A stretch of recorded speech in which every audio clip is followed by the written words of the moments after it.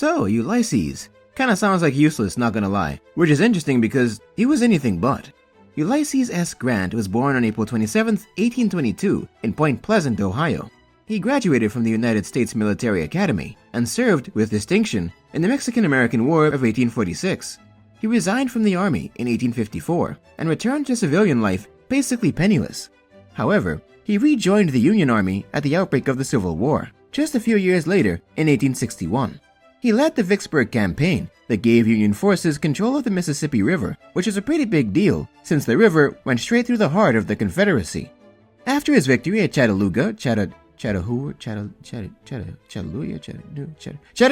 After his victory at Chattanooga, President Abraham Lincoln would then promote Grant to Lieutenant General, giving him command of all of the Union's armies.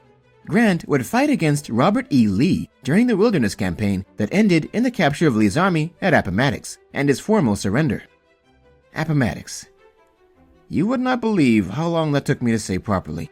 President Andrew Johnson would then promote Grant to General of the Army, and in 1868, he himself would be nominated by the Republican Party and elected president.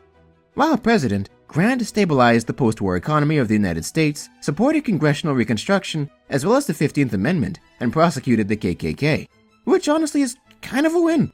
He was unsuccessful in obtaining the Republican nomination for a third term in 1880, and in 1885, he was again penniless. But this time, also dying of throat cancer. So there's that. Seriously though, think about that. One of the most important Americans at this time in history, and his last words were, I kid you not, water. Like, dang my guy, that's kinda rough. However, he did manage to write his memoir entitled The Personal Memoirs of Ulysses S. Grant that covered his life throughout the Civil War. It was published after his death and became a major historical and financial success, cementing his legacy in United States history.